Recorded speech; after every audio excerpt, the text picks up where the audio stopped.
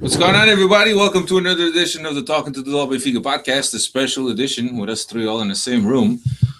What's going on? It's on. Mr. Steve Santos. Live and in person. Oliveira. Hola. We're here, and we actually have just arrived for Benfica's game in Harrison against the Red Bulls. And we're also we're going to have some thoughts about the game. We're also going to talk about the game up in Connecticut, what Mrs. Santos wasn't at, but that me and Cristiano were at. I think that's about it. That's all we got. Some thoughts, some quick thoughts on some players and some observations that we had. So let's start with the Connecticut game. Benfica played PSG up in Connecticut. They tied. And then went to penalties, and Benfica lost the penalties because the rule is on this tournament they have to play to a win, but so if in case of a tie they go into penalties. So because points are awarded based on a win, so if you tie, I think it's like 3 points, and if you tie and then win on penalties, it's something like 3 points or whatever. I don't know, but so Benfica lost, and Chris, I'll start with you because you watched a whole 10 minutes of the game while you were About there. 12. Let's be fair. The 12 minutes that you watched, what was one of the things that you were most impressed with? I like the way Benfica were able to touch the ball around, kept it on the ground, and under all types of pressure, they did not just pontapé para frente e toca andar. You know what I'm saying? They were able to keep their cool and try to build play out the back and try to keep possession, which is something I really like. I know you've mentioned a couple of times that they played very similar under JJ, but to me, it seemed like, I understand it's a practice game, so maybe they were trying to force it a little bit more as far as keeping it on the ground, no matter what type of pressure they were under. And I'm talking about this in the back line. I'm talking about passes to JC and keeping the ball at the back. So that's something that intrigues me. It's a style that I really like, and I hope that they implement this throughout the rest of the year. Yeah, I thought they had a very good first half, and then when the substitutions start happening, all hell breaks loose. There's not as much sinking in with the team and the players that are on.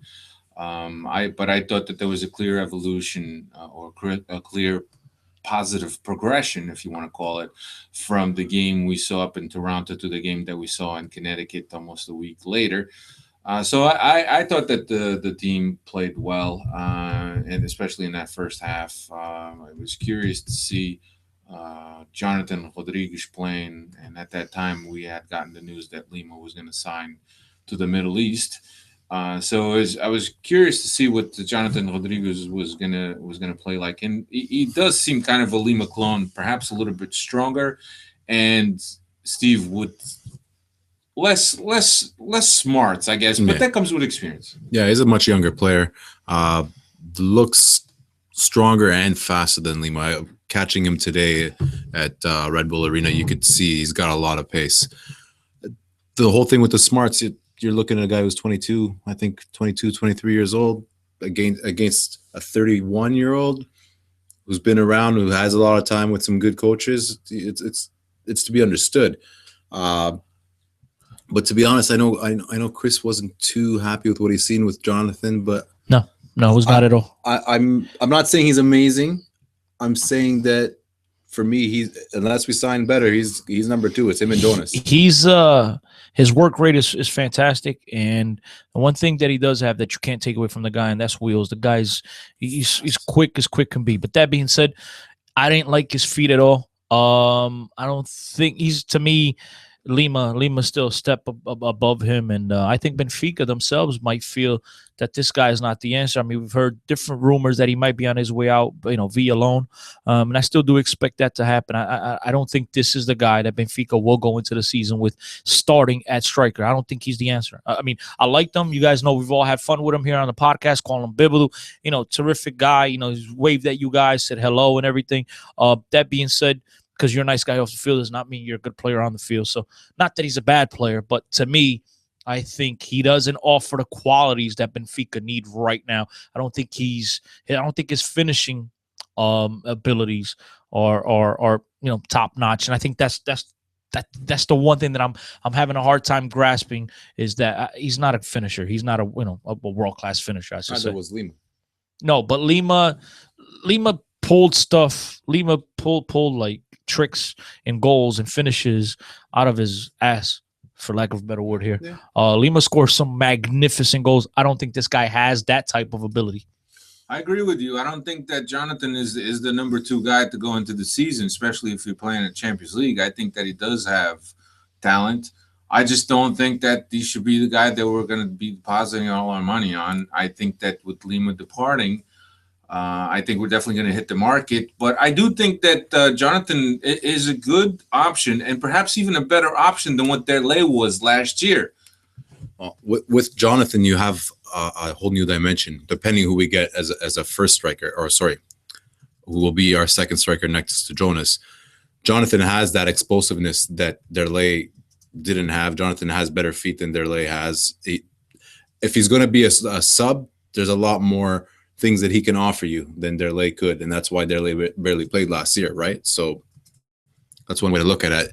I agree with you guys. He's probably not good enough to be our number 9 for the year, but I would rather hold on to him than Nelson. And it looks like Nelson is further down the pecking order from what we've seen. And I was going to get into Nelson, and because there's a lot of guys, especially you, Neil, that think that maybe this is going to be year of Nelson Oliveira, and there's no chance. I mean, from what we've seen, warm-ups, startups, ways guys are working out within the warm-up itself, to me, it doesn't look like Nelson Oliveira as a place in this team. I agree, but just because we see that Jonathan has gotten, 2 opportunities here where Nelson hasn't, that doesn't necessarily mean that Jonathan will be staying on the team and Nelson will be leaving. I think the one thing that Rui Vitoria definitely wants to see in this preseason is if this guy has the tools and the ability to go into the season as your starting striker. And so I'm not surprised he's getting more of a chance. He already knows what he has in Nelson Oliveira, and they need to find out if this guy is a true striker, if this guy could carry the team going into the Campeonato. So I'm not really surprised that he's got more of a chance here, guys. That's Jonathan or Jonathan. It's a valid point, but after so many chances that Nelson Oliveira's got, his performance in Toronto that I got to see was honestly, outside of a shot from outside the box, which was a good chance, was poor. I mean, he lost the ball every time he touched it. Nothing ever sticks to him. It seems like he's playing on his own world. I think when he was a junior, he was always give the ball to Nelson and Nelson will figure it out for us. And now he was so above everyone else. Yeah, and now it's different. Again, it's not I'm not defending Nelson, guys. Well, I would not be surprised if he were to leave along with Jonathan. What I'm saying is just because you saw Jonathan play and not Oliveira doesn't necessarily mean that he's ahead of the pecking or not. I just think that they already know what they have in Nelson and they have no clue, at least this coaching staff has no clue what they have in Jonathan. So I believe that's why he was getting the bigger opportunity, but I also believe he's a better player. So let's not let's not mix this up. But that being said, I think that's why he was getting the opportunity, because they need to really see what this guy has. And now, guys, as we mentioned just a few minutes ago, Lima's on his way out. So, is this guy, starting caliber for Benfica? So they definitely needed to get answers. Yeah. I think that for me, you put Nelson Oliveira in a team like maybe Passos Ferreira, maybe a Maritime, maybe I don't know, like a mid-table team. Let him work it out. Everything. I believe this might be his last year of contract, and let him work it out. And if he earns if he has a good season with a team at that level, then extend him. See, my thing is bring him again. My thing is don't just loan him out to anyone. Yeah, I think if Benfica have any interest in maybe rekindling something here with Nelson Oliveira, they need to send them out to a strategic team to think about this in a way that they could maximize his potential. They need to put him on a team that is coached by a very demanding coach, by a very disciplined coach, and give this guy, the confidence, but at the same time, be very strict on him. Don't give him the free roll that he has, because we've seen him go on loan to Bordeaux, not Bordeaux, but in Toulouse, whatever it was over there in France. Rennes. and NES. Excusez-moi, my French not that very good, so I mix up the teams. But he went over there, scored a couple goals, and he laxed. He went over to Swansea, he laxed. But he was closed off too, and he had some injuries. That's fine, but I would like to see him somewhere else under a very strict regimen, a coach that's going to demand that he is at his best the full 90 minutes of every game that he plays, not just someone that says, "Oh, guys, you're Nelson Oliveira, plays for Benfica, do what you want." I don't want that. I don't think any coach is in that role right now. I think every coach is going to demand the best out of him because wins are wins. I just think that he has to go somewhere where he's going to be either the number one guy or the number two guy that's going to get at least a good 50% to 75% of games that he can play. Because only with that will he be able to progress, come into his own, and really prove whether or not he's the player that Benfica wants. Because right now, he's not that player. No, right now he's not of Benfica quality. That's what it comes down to. Yeah, absolutely. So tied in Connecticut, Benfica moved down to Red Bull Arena where they played the Red Bulls today. The Red Bulls that fielded a second-tier team against Chelsea because they had just played in the U.S. Open Cup. Tonight against Benfica, they fielded a team that was a lot more similar to the team that they usually field on important games or on regular season games in the MLS. Very good challenge for Benfica. The Red Bulls are a pressing team. They're also a team that like to possess the ball. Steve, how did you see this game? I was quite impressed with the way the Red Bulls pressed. I mean, we had a very difficult time bringing the ball out of the back. Where you saw in Connecticut and even when we saw in Toronto that it was a thing that they were trying to do every time, come for the short goal kick. Somebody splits the center backs and they try to build from the back. How many times did we see that today? I don't think we've seen it at all. None. So there's obviously a few different factors that could add into this, but there's definitely, I think the Red Bulls looked a lot fresher at times and they were more eager to be pressing. So it wasn't there. The other factors, I think you have a couple guys that aren't really used to the system and how it works. You have a goalkeeper that supposedly he's good with his feet, but I think his first touch was poor on a couple of occasions. He had a couple of poor clearances. Ederson. I mean, I'll tell you this much. Ederson today reminded me all over again of Artur. Yeah, it felt like that. I mean, it felt that way. Every time he touched the ball, I was preoccupied. And then we even saw, very beginning of the second half, a goal kick. You guys, manda uma rasteirada, man. Like, he couldn't pick the ball, you know what I mean? And so Red Bulls almost converted that into a scoring chance. So, I mean, listen, it's one game. Let's not kill the guy. But based on this game, it didn't look good. Yeah. And I think that, of course, the Red Bulls, the Benfica had just played on Friday. Yeah. So I'll give you just the lineup real quick. I'll see if I can remember off the top of my head. I can do it. You can do it? Go ahead. Yeah, so it's Ederson at back. In goal, we have Samidwe right back. Luizão was right center back. Lilu played on the left side where Jardel normally plays, and he actually had quite a good match. Yeah. Left back started Silvio. Defensive midfielder was Samaris. 8 was Pizzi. On the right, it started with Carcel on the right, Olajan on the left. They switched quite often during the game. Then up front was our boy Tarat, who played. Finally got to play. Let's not get into that. And up front was Jonathan Rodriguez. I'm gonna tell you a little something that I've noticed here on the Rio Vitoria so far. As far as his midfield starters, every time he's played, well, obviously when Nico Gaitan starts and Nico Gaitan plays on the left, end of story. It is what it is. But he started Talisca, who's a left-footed player, on the right wing.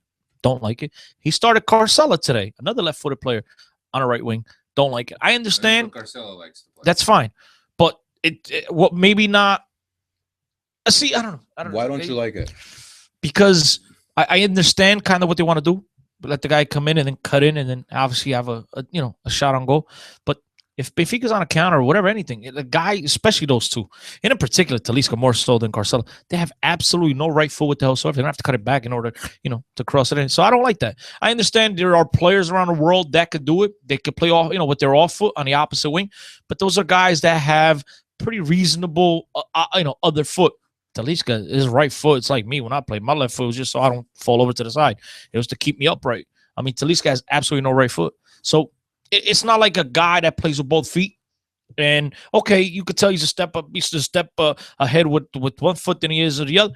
But in this case, both guys have absolutely no right foot. But the idea of those guys with the inverted wingers. Talking to the mic. With the inverted wingers, you're thinking that they're going to be coming in. Yeah, they're cutting in. Absolutely. But they're also offering more guys in the midfield. The width in this system, the way that it looks like he wants to play is going to come from the wing backs. That's why you had Silvio on one side to start, a more attacking player, and the guy who's probably a little bit more comfortable with the situation than Marçal. Marçal, even when we came out, we wish him good luck, and you looked at the guy and you felt that he honestly felt that we meant it, and he kind of needed it. You know what I mean? Mm-hmm. You look at the guy's face, and he was like, "This is something that I know I need. Like this is gonna be hard work for me." So you have Silvio, much more comfortable. It's meant to attack and offer your width with that. The wingers are meant to come inside, and that's why they're going to be playing on their opposite feet to come inside and to be able to offer that. Like I said, that's my guess. I know you don't like I understand the whole thing of cutting in and obviously having your preferred foot and like kind of having the gun locked and loaded and ready to go. But I don't like it in terms of on counterattacking, counterattacks and stuff like that. It gets tough because sometimes you may need to cut the ball across the other way. And you're not going on your strong foot. But the idea is you want to be on your strong foot, even just to weave in and out on your strong foot. Well, since I mean, go ahead, Alfredo, because I was going to jump. You know me, I'm always jumping ahead. I was going to move on to something else. Well, I want to still talk about today's lineup and a couple of players that made the debut. I'd be lying to you, and I told him to his face, I've never seen you play, but bro, you can ball. Semedo looked good, and I'm not sure if the coaching staff knew what they had in this kid, but I tell you, if they knew, I could understand why they didn't match the Moxie offers, or like my uncle likes to call them, mini Moxie nowadays. Mini Pereira. Whatever, Moxie, mini Pereira, whatever you got, whatever. Thanks, Steve. Mini Moxie. But yeah, the kid absolutely looked good. So I could understand if Benfica liked him. Like I could totally see why they liked him. Also, Tarat made his debut. Stirred up a lot of pots today or over the last weekend. But or me, I should say, because of him. But that being said, a few times that he had the ball, you could tell that the guy has world-class talent. Try to chip the goalie from about 35 out. Problem is he's a little bit like me, a little bit overweight. You know, for the first 10, 15 minutes, I could still ball. It's an understatement right now. Me or him? No, for a footballer. But who's a little bit? Me or him? Guy said he's like me. Just to be nice, I'll say him. Before we start going into individual performances, I guess we could go into that and just go one by one. I did ask you, but I didn't know where you were going to go with this conversation. But what I wanted to say is that back to what Steve was saying about the fullbacks giving the width. At one point, Semedo was almost past Olajan. At one point, Semedo was one of our furthest players forward. Yeah, he's almost. It was a couple steps inside. There's a play where it was him and Carcelo. Carcelo came in and then came out back to the fullback spot. And Semedo is part of the front line. He's in the same line that Jonathan Rodriguez was in. So the idea that we're going to get forward with our fullbacks, I think, is quite strong. I think that's something that Vitória really wants to look at. And it looks, for me, I think Semedo is a lot better match to do that than Almeida is for now. So let's see how he works out, man. Because you also got to remember that Semedo played today a very good match against a Red Bull side that doesn't have the experience that a Fiorentina has. Yeah, not only that, they don't really play with a true winger. So he was never pinned back. Right? He was never pinned back. You know what impressed me more so, I guess, what got my attention more so about Semedo was the fact that I liked the way he played. Okay, more so than his performance. Because you're right, maybe the competition wasn't there, but this is a competition that did beat Chelsea and now beat Benfica in back-to-back games. That being said, I just like his touch. The guy, you can tell he is an attacking right back. He is very attack. He's got a little bit of Ginga. He's got mad speed and he's got speed. And so That's what impressed me more so than anything else. Because, like I said, like when I initially started talking, I've never seen the guy play in my life. So from what I've seen, the very first instances, I liked what I saw. Yeah, for sure. So let's just let's look back at the players and that have played, starting with the goalies. Of course, Julius Caesar's going to. And look, don't get hard on us. This is just the observations that we've done in the past 3 games. I know it's a lot preseason. There's still 2 more games to go. There's still a couple more weeks to go before the official start of the season. But Julius Caesar definitely number 1. I got to tell you, and I had a couple of exchanges with Pedro in 1978. I think. I hope I'm not messing that up. Where he was saying that Ederson's one of his best traits is his feet. Look, not impressed at all. And it's like Chris was saying, it was like Arturo all over again. A couple times that he had to play the ball out of the back, with no pressure. He just never put any lift on the ball. There was another time that he had pressure on him and he had a heavy touch on a ball that was passed back to him. Poor goal kicks into a 50-50 area. I just wasn't impressed with his feet at all. I think that the second goal, the Red Bulls goalie, he couldn't do anything about it. Safe in the air coming out. I noticed that, and this was, of course, the first time that we've seen him safe in the air. Very confident in the air. I mean, maybe we're being a little bit too hard on the dude, and maybe he was a little bit nervous being his Benfica debut. But that being said, Pedro 1978, whomever else, I mean, listen, we can only speak based on what we saw today, and this is my very first time watching him play for Benfica, and based on what I saw, his feet did not look like as one of his best attributes. So don't get on us. We'll give him another shot, but today did not look good. Of course, like Cristiano says, his debut today, so he might have been feeling a little nervous, but he did look very shaky when he had to go to his feet. Paul Lopes, I don't think he's in a second. I don't even know why Paul Lopes is on the team, to be honest with you. Paul Lopes is a homem do balneário, man. He's there. He keeps morale good. He doesn't really care that he doesn't play. He works hard every day. That's all he wants, dude. Yeah. And you kind of need players like that because you need to keep the spirit within the squad good. Yeah. But if that's the case, why even play him? Why even? Because if you have no intentions of playing this guy, because it's a reward. Why are you gonna bring the poor guy all the way to North America and say you're not gonna play him in it? He shouldn't be on the team. He should have Varela. Bruno Varela should be on the team. But here's the thing: Bruno Varela needs to play more. Yeah. Well, where's he playing? B team or loan him Is out. Is he with the B team in London? I don't know. We'd have to check that. If he's Peggy, get on it, Peggy. If he's not on the B team, he's probably working out alone, I'd assume. Why would he be working out alone? Why? Because, I'm just saying, like, Candeas is at the Seychelles working out alone. Yeah, but Candeas they have no type of interest in this dude. Maybe keeping Varela as a third choice, they have no interest in doing that as well because they think Varela as a third choice is a bit of a waste. I'm not sure. The right back situation, we've already spoke about Semedo. It was his first time. And look, he's got nothing to lose. First time out, let it all hang out. And that's what my man did. Yeah. He was out there. He was playing hard. Couple decisions that were a little bit rushed, maybe from part of an inexperience. But overall, Steve, as Cristiano said, good feet, fast, strong for his age, and not really shying away from taking a guy one-on-one, especially when you cross the halfway line. Absolutely not. And what I liked on the defensive side a little bit more in like the defensive zone with the ball, he never wanted to waste it. If you always watched him, he'd put his foot on it, he'd look around, he never wanted to waste it. No matter what it was always he wanted to play football. And this progression. And for me, for a kid of that age, he did not let the occasion get to him. Ederson, a younger goalkeeper, if it was quote unquote nerves why his feet were bad, it's just another reason to look at Semedo in good eyes. Right. So at right back, we got Silvio, who's had his problems with. He played at left back. But he plays at right back when I'm talking about the right back situation. We had Silvio, who's had this troubles with injuries, injury prone.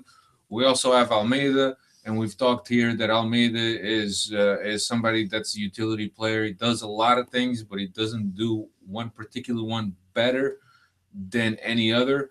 I think that he could provide us with stability and solidifying that position. But I just think, I don't know, depending on the system that Vitória wants, and if he wants to give width to the team, perhaps not the right guy. He just doesn't have the extra bit of skill. Almeida, like we've said many times, he's a very ordinary player that doesn't really give you that extra bit of thing that extra bit of spice that you need. He's just very simple. Yeah. And when you need simple and you need a 7 out of 10 type match, that's the guy you need. Yeah. But especially in these cases where it looks like we are going to use the width from the fullbacks, I don't think he'll cut it on a game here or two, but it can't be a full season. Well, the thing. good news is, I mean, you're a huge fan of this guy, but the Portuguese papers, as of right now, are reporting that Grimaldi, whatever his name is, Left back. Grimaldo, he's left a left back. back. All right, we're But- talking about right back. Keep up with the show, okay? Come on, keep it moving. Keep up with the show. We're talking about right backs. Turn our attention to center backs. I'm talking about see if we can play both. That's Yeah. why I was. That's why it's Oken Almeida. That's why I was going. I'll there. defend Chris a little bit this time. Luizão and Jardel. I think they're shoo-ins. I think that Lilu, from what we saw, especially tonight where he started, making a very strong case for somebody that could play and could start. As Steve mentioned, with Vitória having a system that they play wide and they play out of the back, having a center back with good feet and finding the right pass, that's Lilu has Lisandro, the edge over Jardel and that department. But the fact that Jardel is so familiar with Luizão, That's what's going to hold it down. And we've talked about this before, but today's game, I can think of a good 4 or 5 instances where if it was Jardel playing, he couldn't have done what Lisandro did. There's an instance where he probably dwelled on the ball too much in the center circle under pressure. Jardel would have hoofed it or freaking lost it. There's a one-touch play off a high ball where he plays it into Samaris. Jardel can't do that. So there's things that Lisandro offers that Jardel can't do, but we'll see if it's enough to nudge him off, because Jardel is really he's a stalwart. He really knows the system. He's been around. He knows Luizão. yeah. Chris, the left back situation. Left back situation, I didn't like Siri playing the left back. If I had to make the choice between him and or Almeida, just like Steve Zonwaki just mentioned, I would have definitely go with Almeida. But Marçal, He wasn't bad when he came on. wasn't bad, but I'm not sure. I just don't think right now Benfica has I don't know how to explain it, man. It seems like I'm way too negative here, but I think they want to strengthen the back line. I think both the right back position and the left back position could be strengthened yet so far here in the transfer market. Yeah. And we got Bob Sicko at the left, which he seems to be getting all the starts, and when the starters are out there, I think that his veteranship and the fact that he had the experience from last year, I think that gives him an edge. Is he a guy to run up and down the wing? Maybe for 30 minutes. Yeah, but he's got the edge, dude. Eliseu has the edge, but I have a feeling that Eliseu, Benfica, if they could get some type of deal with this guy, I think they wouldn't hold him back. And also, I feel if he could go get one last payday, I know I say this often about these guys, but this is not exactly the NBA or MLB baseball where these guys make an average of $10 million a year. These guys don't get paid a lot of money. So when they have an opportunity to go out and make some money on their last contract, they do so. So, I don't think Eliseu will be any different. And I think if an offer were to come out, an interesting offer, one that he could obviously benefit from, I think he would absolutely study it and he would definitely entertain it. Is Grimaldi an upgrade over Eliseu? Grimaldo, yeah. Grimaldo? Very attack oriented, but has the engine to get back and forth. Kind of like a Cicada. Kind of like a Cicada, but younger. Grimaldo, less experienced. Also had an injury. He was looking very good when he was. I think he's 21 now. When he was 18, 19, he would look fantastic. I think he had ligaments or something like that last year or the year before, and I haven't watched him since that too many times. So, but a player that if we're looking for width coming down the line from the fullback, he fits the mold for sure. Right. Center defensive midfield. Samaris and Facer look like the two options right now. In Connecticut, we saw Samaris and Facer almost play side by side, with Samaris having more of a liberty to go forward and to create, which at the time, from watching it, didn't look like he was ready for that.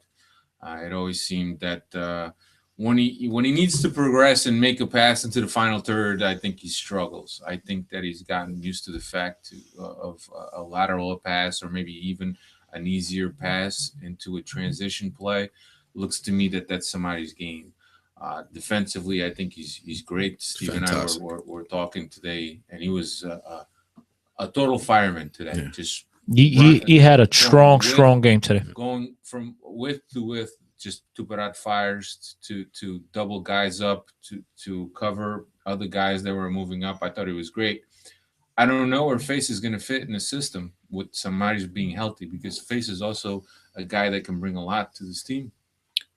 Obviously, Face is a very strong player, but I think Samadi's, just after last season with all the work that we put into him playing defensive midfield, plus that he didn't go down in an injury, I think, at all last year. If at all, it was a short period of time, because I can't remember it.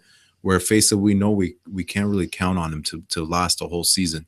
So you're not gonna take away Samadi's from a position that now he's very comfortable with, and make him play ahead of that just to accommodate Fesa, who you're going to lose Fesa eventually, more than likely. I'll tell you, if Fesa is healthy, I would not be surprised if you'll see the matchup or the combination, I should say, not the matchup, but the combination of him and Samadi's together in that midfield instead of Peasy, and let Samadi's kind of be the box-to-box guy, let Fesa be more the defensive guy. I would not be surprised to see that, because I'm going to tell you right now, and if you guys go back here to the Benfica Podcast archives, you will hear or watch on YouTube that I was a huge critic of Samadi's, and the guy's definitely changed me around. He's gotten, much better defensively. The guy positionally gets his body in, he tackles well, and then with the ball at his feet, he's gotten a lot more quick. You could tell maybe his confidence was a little bit shot when he got to Portugal, but at some point in the early second half of the season, the switch went on, and the guy's been lights out. I thought it was interesting today in the game. I actually tweeted about it. Him and Grella were going at it for a while. Grella came in at him. He kind of, came in late, and Luizão had to separate him. Lilo had to separate him. And I thought they were going to go at each other. So that was very interesting to see. You could tell this guy has really gotten entrenched with this team here. And even today, when Luizão got subbed off, he got the captain's armband. He is starting to be one of these guys that's leaving it all out there on the field for Benfica. So, again, he's like a polyvalent. There's nothing the guy can't do in that midfield. So I would not be surprised, man, because Alfredo, you and I aren't exactly PC's biggest fans. And again, Feja, when healthy, he's a good player. Absolutely. He's a good player. So I would not be surprised to see the combination of the two. I just think that somebody just doesn't have what it takes to play in a two-man midfield, with having to be the one guy that goes into defensive transition and connect the attack. I don't see it either. I think that he did struggle because, yes, I mean, you're coming into, first of all, a different football country, a different style, and then having to relearn how to play a position that perhaps wasn't his favorite, or the position that he played in Greece. I mean, that took some adjusting, but once he clicked it, and like you said, Cristiano turned the corner, turned the switch, it was all over. He was one of the most important guys in the title of last year. I just, right now, and same thing, I seen him last year. When it comes to constructing, he's not that one guy that makes the connection. No. I didn't say this guy was Paulo Sousa. You know what I mean? Well, Paulo Sousa wasn't even that guy. But whatever. But I'm saying with the ball at his feet, he wasn't Paulo Sousa where he could spring long passes on a dime. He's not that type of guy. We're looking at a knee. But he has gotten a lot better to where I remember one time I even came out on Twitter and said, forget it. Soccer. This guy's not a professional soccer player. I was going crazy because to me, he had no feet. He had freaking cement shoes for feet. And now he could spring a pass. He could actually touch it around. He plays a lot. He plays very simple. And having an opportunity to watch him up close and personal, you could tell there's a lot of little things that we don't necessarily see on TV. And for me to turn around and sit here and say that I was wrong, it takes a lot, fellas. But that being said, the guy's absolutely proved me wrong. He has been, he's Benfica's best midfielder by a stretch, at least in the middle of the park.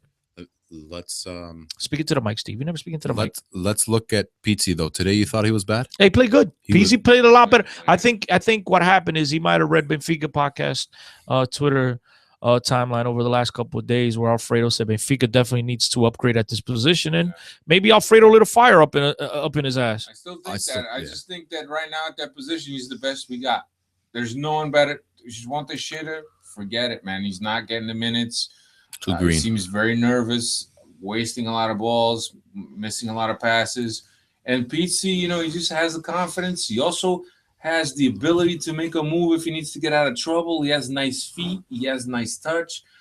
He's not a world beater, but he's the guy that can get himself out of trouble. Well, the one thing about João Teixeira today, the guy, and like you said, yes, he did, squander a lot of balls. That being said, man, like, I don't think Benfica, at least in the Campeonato Português, is going to face many teams that will put the pressure that the Red Bulls did today. Even when they made subs, they constantly pressured. One thing you can say about American players, I don't care what part of the world you're listening from, they might not be that good technically, but physically, these guys are beasts, and they run from the very first second to the last second, and they did a tremendous job of pressuring, not just Teixeira, obviously, Beasy, everybody. They did a tremendous job.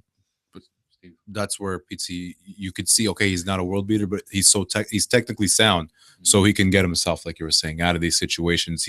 That's why I think he had one of his better matches against this type of team, because it's more his game than Samaris. I think if he were at the 8 today, he would have really struggled. Yeah.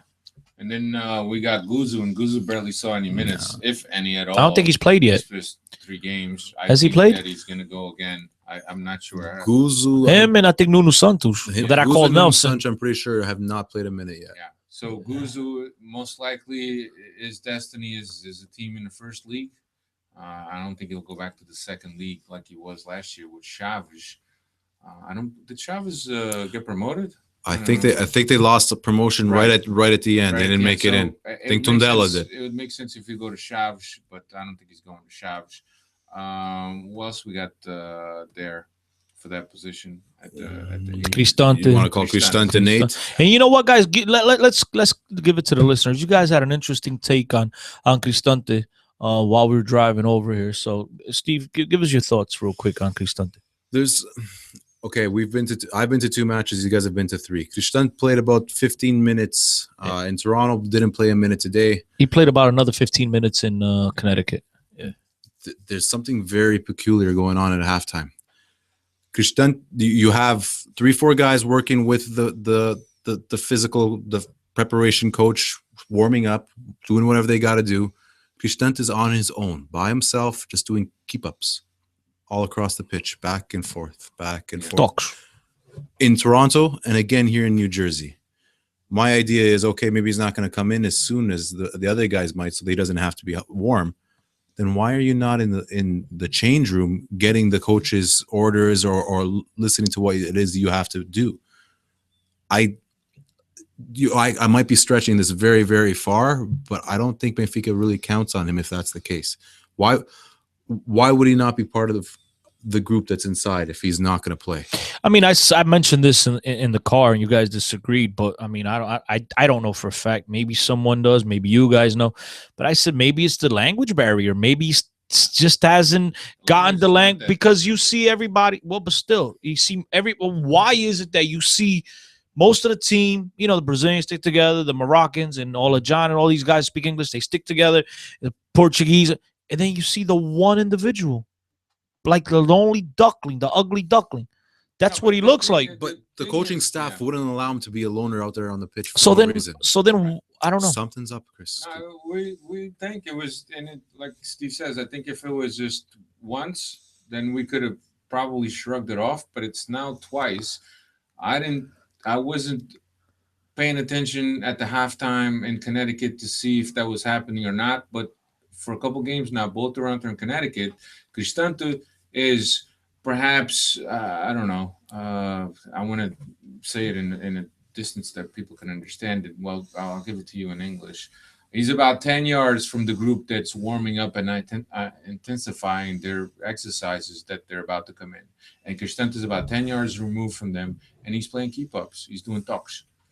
So we don't know, and the rest of the team is in the balneario. I mean, you guys mentioned in the car that maybe they've told him he's not part of their plans and they're finding him a club. But I think if that were the case, then he wouldn't play. They would give other guys an opportunity to play, because not just would they want to see what they have from other guys that they plan on keeping on the team, but you could get hurt, and then the transfer or the loan or whatever it is that they haven't, then that will fall through. So I don't understand, man. I just think the dude's a loner.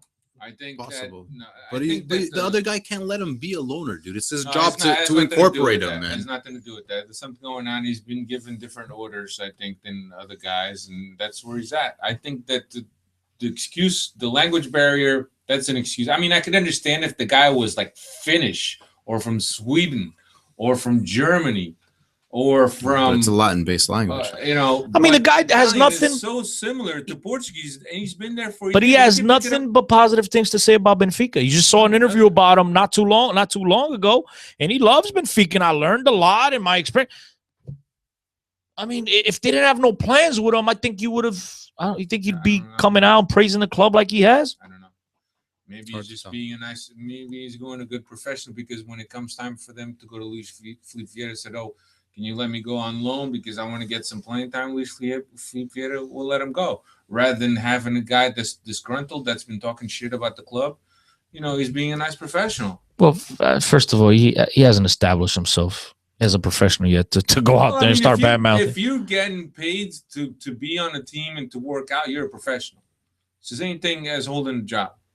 So if you want to be disgruntled and talk shit about the club, just like Nelson Oliveira has done in the past, him and his dad, then the club is going to make your life harder. If you're going to be a good professional, you're going to show up, you're going to work out, you're going to play talks when you're given orders to come up on the field. Maybe there's a time where Rui Vitória says, "Look, you're too much," and he might go up to Luis Vieira and look, instead of sending me to Guimarães or sending me to Marítimo, why don't you let me go and play at? Well, they said Bologna is interested, and there's a couple clubs in Italy. Italian mid to lower level team, and maybe the club will do that. They will facilitate his loan. I don't know. Makes I don't sense. know. All right. I mean, Well, you're probably right. Steve, I mean, Alfredo, you're most likely right. I just think the dude might be a loner. I don't know. There are guys that are loners.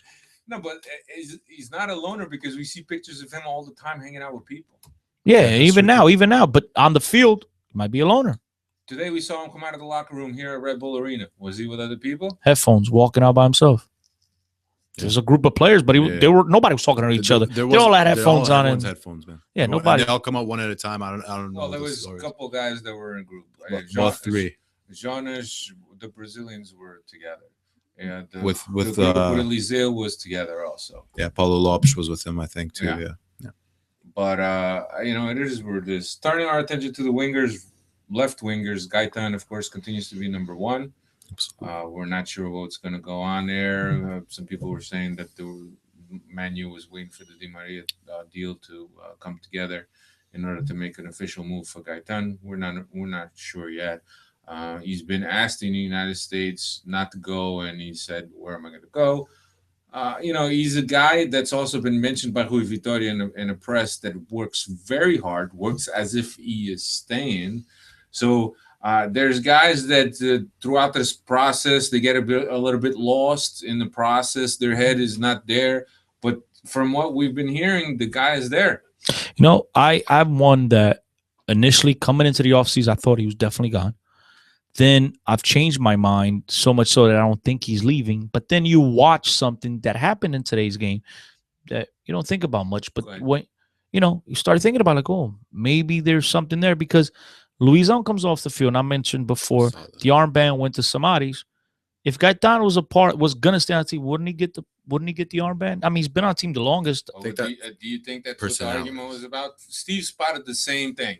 You had the closer view. You were on the sideline. You got a closer view.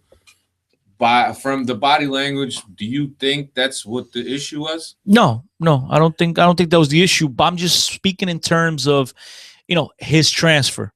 If he wasn't going to leave, I think Rui Vitória would have absolutely no problem in naming him a captain. I think you'd be, probably the second captain right behind Luizão, because he's definitely been there a lot longer. But you did see the exchange. At the end of the match, you might not have seen it. I think At the end of the match? At the end of the match, At the end of the match, there was a certain exchange. There's a conversation that looks a little bit. Oh yeah, and he's walking off without his shirt, and he's yeah, upset. Yeah, I did. Between him and Luizão. Actually, I think I took a picture right at that second, but since I was on the field in between all of them, and I didn't see. But I did. Yeah. I seen he had his shirt off. He had the little black vest, Yeah. and he looked upset. And they did try to get his, but I wasn't sure if it was because maybe I didn't, because majority of the team stayed on the field, kind of waved, and maybe he was walking away. To leave. I don't know what the hell happened, Yeah. but there was an exchange between him and Luizão that Steve thought it was something odd, out of the ordinary type of exchange.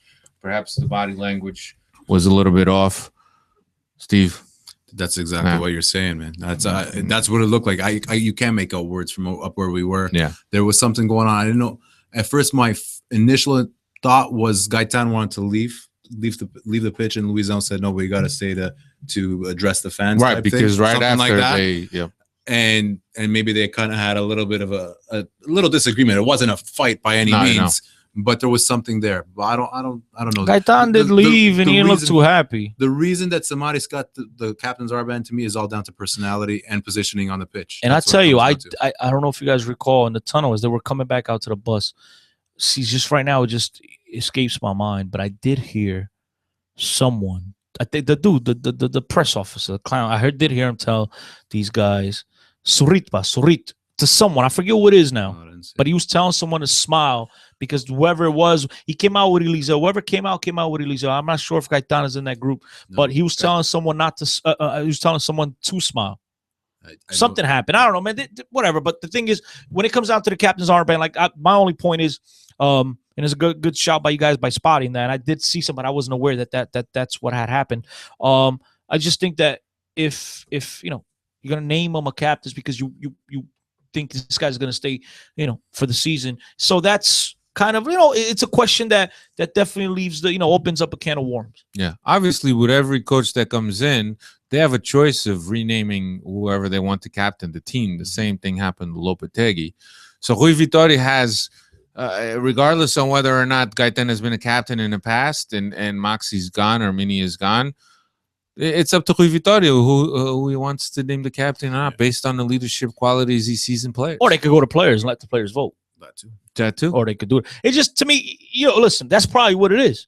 But majority of the time here we see with clubs, most of the clubs, you see a lot of times it's the oldest guy on the team, the guys with most seniority. And we're not talking about, a payaso here. We're talking about a guy that's a stand-up professional, a very key figure on the team. He's not just a... Well, he's very soft-spoken. He's very different than Samaris. He's got a different personality. Right.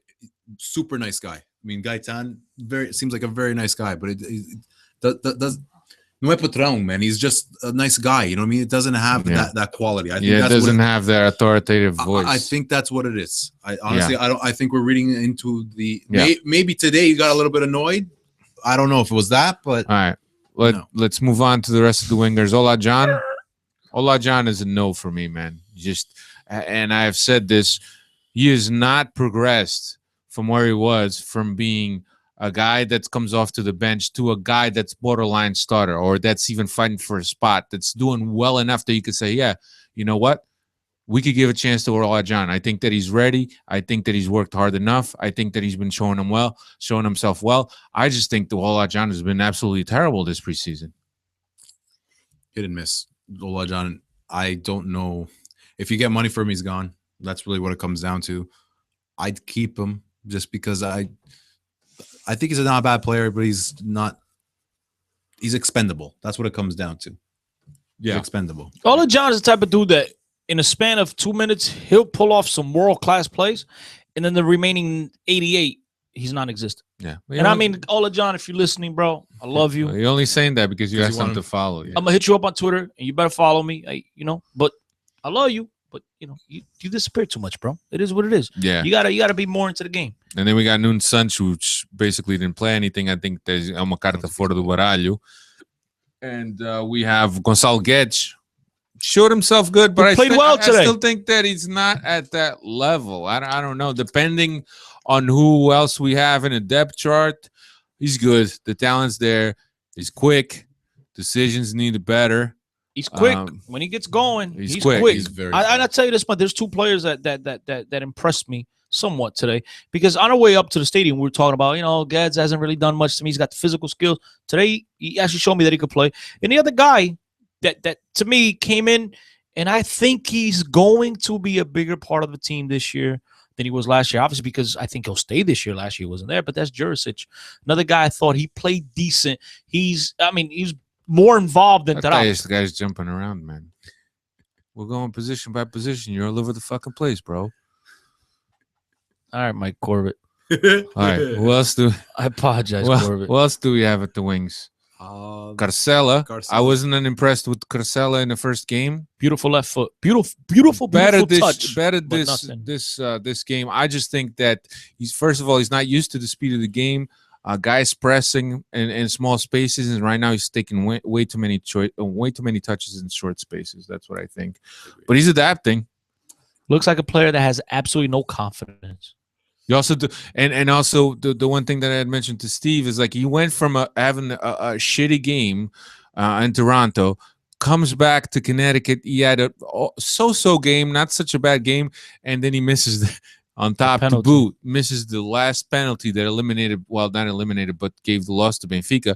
So this is a guy that was looking for a morale boost, and he missed the penalty, and that sometimes that could put a ding in your confidence. I'm not saying that it's going to completely throw you down, but it's going to put a ding on your confidence. Did you guys get the impression seeing him up close? And obviously you could see him off camera. If you want to keep the focus on his him. legs are ripped, dude. Not just that. Forget that.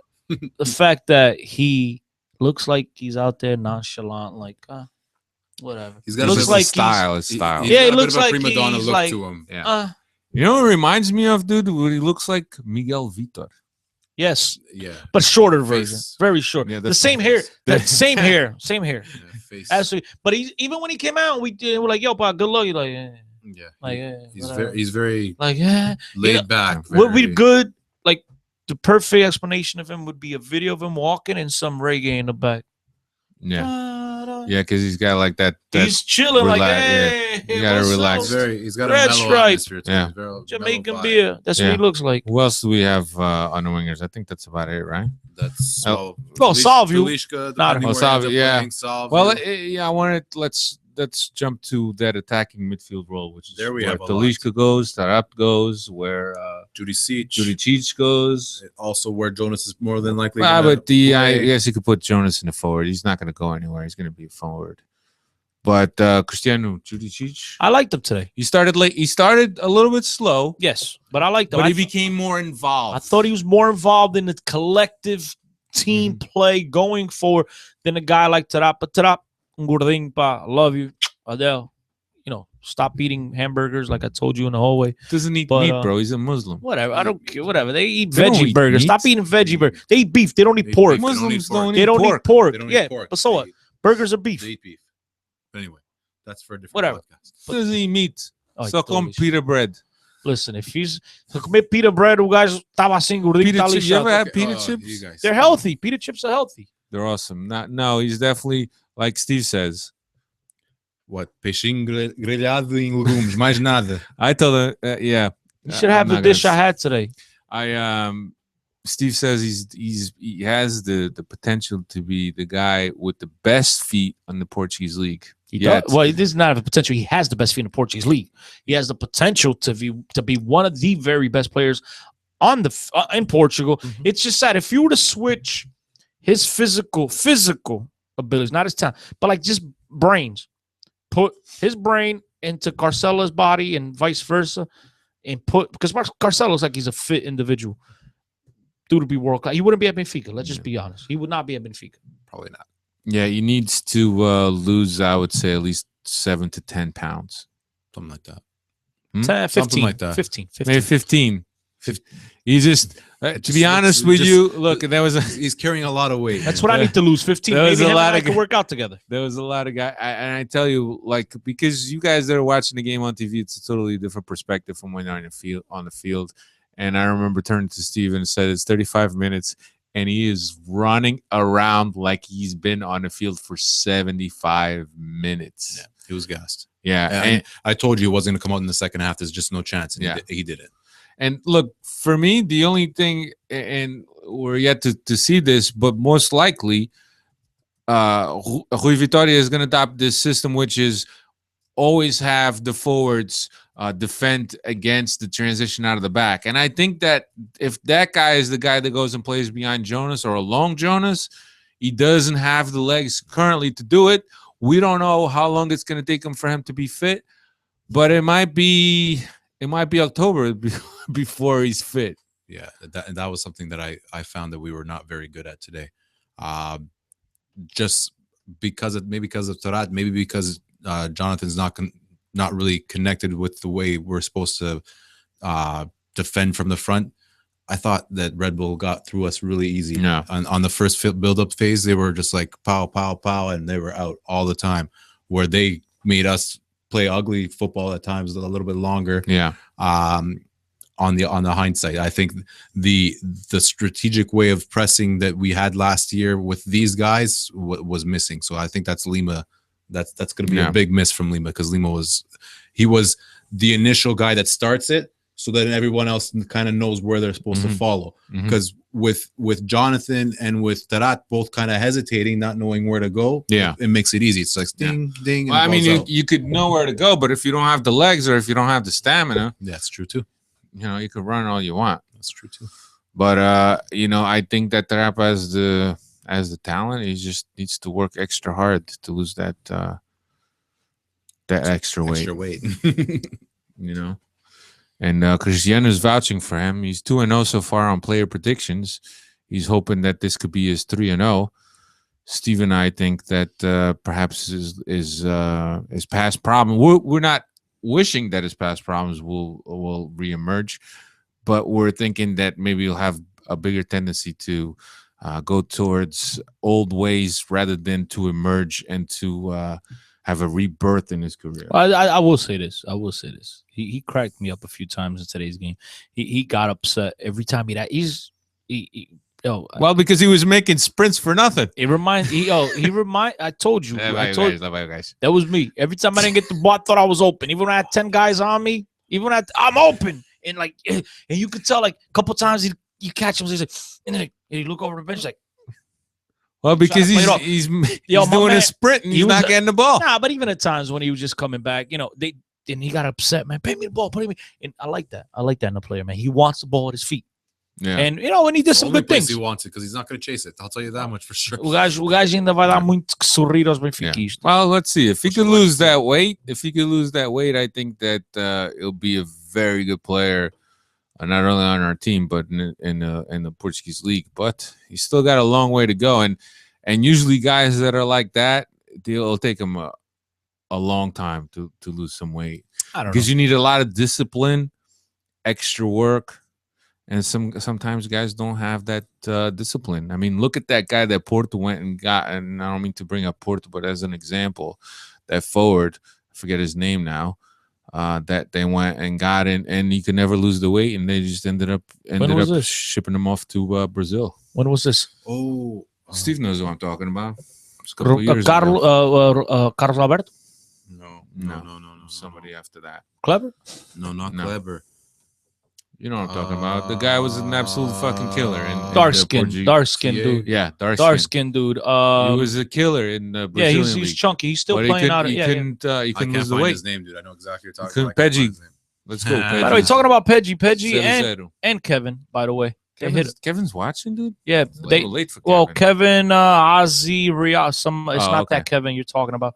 But when we asked about Varela, they both came up with the answers. Yeah. Varela is not on the B team stage. Yeah. I don't know. So he's probably home, like you say, with Candeias. Not alone. Eating bifanas.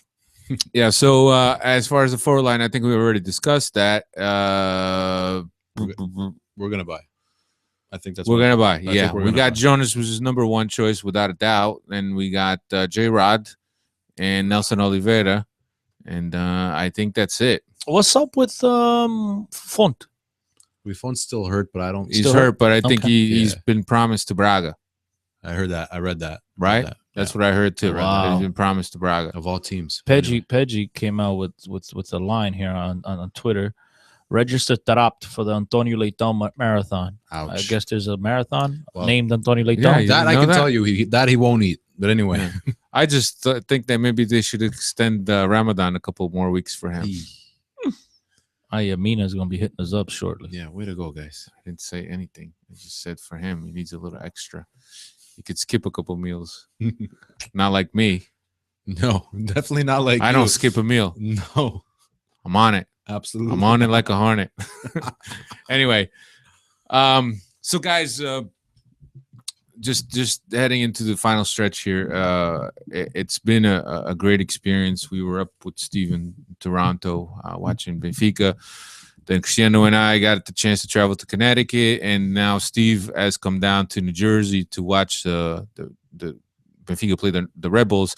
And it's been quite an experience because we've had media access and we've had access to areas where the normal people don't really get to have access to, and we've really gotten to experience the team in a different way. And for us to dedicate a weekly podcast to the team to have that type of insight and knowledge and being able to make those observations was a great experience for us, something perhaps that I probably will never forget. We also had the opportunity to speak to a lot of the media guys that you read from and hear about every day.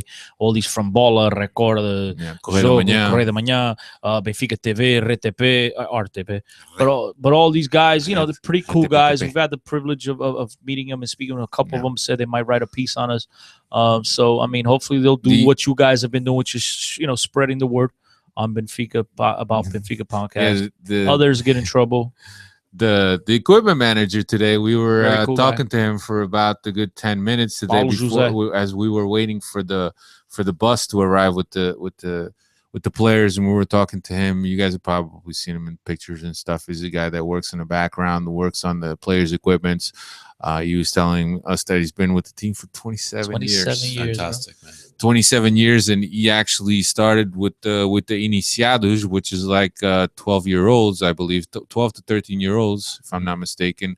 Worked his way through Benfica's formation, juniors, and then at the juniors, he decided to try his luck at the professional level, and then never made it. But something he mentioned at the juniors at Benfica, he was coached by Eusebio. Yeah, that's and right. He said that was true. Well, he said he was part of the Benfica staff as Eusebio was a coach there. Yeah. So it could have been anywhere from that time. But really super nice guy. Said we asked him, you must have tons of stories. You could write a book. He said, yeah, I have plenty of stories. I would need 3 books with all the stories that I get. But like super nice people that we've met. The media people that we've met. If you read an article on Record about the question that a journalist asked Rui Vitória, and the Benfica press officer finished the press officer and finished the press conference, grabbed Rui Vitória by the hand, and just finished the press conference on the spot. That was Cristiano. Cristiano wanted to know why Tarapt wasn't playing, so I got an earful today multiple times. Got called out in the press conference. He asked in Toronto, and Rui Vitória answered. Then in Connecticut, he asked again, and when he asked, the guy said, "No," he said, "I already asked this on Saturday, but I'll ask again. I'll ask again today. Why did Tarapt play?" And the guy turned to him. He goes like this: "You asked it on Saturday, and you asked it today. Are you going to be at the game on Sunday? Are you going to ask that question?" And Cristiano said, "Yeah, if he doesn't play, I'll ask again." Okay, so you could ask that question again if the press conference is over. And he stormed off. So today, when the post-game press conference started, apparently I wasn't there. I was a little bit occupied outside. He supposteally was looking for you. He started the press conference with, "I'm looking for a certain journalist to answer a Delta Rep question." But then obviously I didn't get there. And then later on, I got to see him again, and he basically tried to rip me a new asshole. Yeah, because he basically said, "I was looking for you, and you were outside on your freaking phone. I was looking for you. You asked these questions I wanted to answer, and then because of you, I've had papers write bad things about me, bad article, right?" And I said, I can't control what other people write. But say he wasn't too pleased, and I told him, "Don't worry about it. I'll see you start to lose in about a month." And he looked at me like he wanted to freaking eat me alive. Yeah. But yeah, that's what we do here on Benfica Podcast, ladies and gentlemen. We try to do whatever Stir it the is. pot. Let's not stir the pot. It's Yeah, we had, you know what it is. Well, I'm gonna try to explain a little bit here. What it is, guys, is basically the coaching staffs and even players in Europe. From what I've gathered, they're protected, very protected by the press officer over there. You can't get a word in with a player without a press officer being, basically eavesdropping over their shoulder. In the United States, man, we ask questions. Over there, they're used to. Always on When they don't like questions, they don't answer Always. them. Whatever. Over here, bro, we ask. Hey, you don't answer it, somebody else will ask until you freaking answer it. And if you don't answer, it will be a topic that you're avoiding the question. So, I mean, I thought I was doing my job. I thought I was very respectful. I didn't disrespect anybody in time. But when he came at me, like, you're going to ask it again? Yeah. If he doesn't play, I'm sure as hell going to ask it again. Yeah, So, there was. I think that at that point, and because we had once again insisted on the question, well, Cristiano had insisted on the question, then it became kind of like a little bit of a sore subject where we kept insisting, why isn't that playing? And I thought that the guy kind of took that to heart, that the fact that Cristiano asked the question. It was a taboo that wasn't supposed to be spoken about. Thanks, Chris. I mean, when you make such a big thing about bringing this guy into Benfica, and then majority criticized the move because we've all heard of stories and Tarap's history, and Benfica came out and basically, supported the move, and then the guy doesn't play. I think it's a fair question. Why the hell isn't he playing? I mean, you stuck your neck out for the guy. Why isn't he playing? Yeah, well, we have the video of that press conference also with the audio, so I'm going to try to post that up so people can see what went on and retweet it, guys. Give me a job in one of the Portuguese papers. What words were expected. Cristiano, for a Portuguese paper, you need to know how to write, dude. Cara, falo português pra caralho. All right, I think that's about it. We're going to wrap it up here. No podcast on this Tuesday. That's why we're doing this now. Steve's too busy. His internet's not working again. Wow, you're the one that said that was going to DC to watch Chelsea and Barcelona. But he said he wasn't going to be around, so I made the decision to go watch another game. All right, so no podcast on Tuesday. This will be the boss has Tuesday been throwing podcast. me under the bus all day today, Steve. You see this? This will be published most likely sometime around Monday. I'm not going to publish it today because it's already late. So I also wanted to say thank you to Steve for making the effort and finally meeting us. Well, I've met Steve before, but he never. So he embarked on this journey with us to experience these 3 games. Well, for Steve was 2. So we have to thank him. And for the first time, we were in the same room doing a podcast here in our studios. Pretty cool. Kind of weird, but pretty cool. So it worked Compared out. to what I'm used to, this is really. Yeah, so I know you're used to being under the Eiffel Tower, but this is a much better view that we got behind us. So I think that's about it. Thank you all, Cristiano, for the support. You guys have been tremendous. For those that we got to meet throughout this whole tour, I wanted to give a shout out to Hugo Stapado. We met Hugo up in Connecticut, and he promised us he promised us some pastéis nata, and as the fat and he delivered. Fuck that I am. I can skip on pastéis nata, and I had to go meet him and taste. He said that his dad made the best pastéis nata in the East Coast. I had to go see it for myself. Well, and they were delicious. They're definitely the best pastéis nata north of Newark, New Jersey. Because again, Hugo, it's not that they're bad. I just can't go against my hometown. That's number one. So I got to give them the nod. And that being said, if there's anyone out there listening that disagrees, hit me up, DM me, and I'll give you my address. Send me a box of whatever it is, and we can try it, and then we'll talk about it on the podcast. They get there, and the new fresh stuff. We met Stephanie and Mirla also in Connecticut, and we convinced Hugo to come down to New Jersey for Mass, so that was pretty nice. We were hanging out with him again today. So it was nice. It was nice seeing people, meeting people, just talking to them. It was nice. So very good experience, and I don't know when we're gonna get to do this again. If Benfica's ever gonna be around again, we'll see. Chris seems to have the inside track. He says that I don't know Benfica's nothing. locked in. I got in trouble last time. I don't know. Don't ask me again next year when everything's confirmed. All right. Thanks everybody for checking us out. BenficaPodcast.com, at Benfica Podcast, at 10CO10, at Steve Santos 6 is where you can find us on Twitter. BenficaPodcast.com, planetbenfica.co.uk. Benfica now travels to Mexico. They will play. They should be on their way, right? America. They will travel tonight. They play Club America. I don't know when, and then they will play Monterrey in the last game of the North American tour, and that will be the Eusebio Cup. And then first time ever played outside Portugal, by the way. Right, and then they will play the Super Cup on the August 9th of August. and then open the season August 16th at home.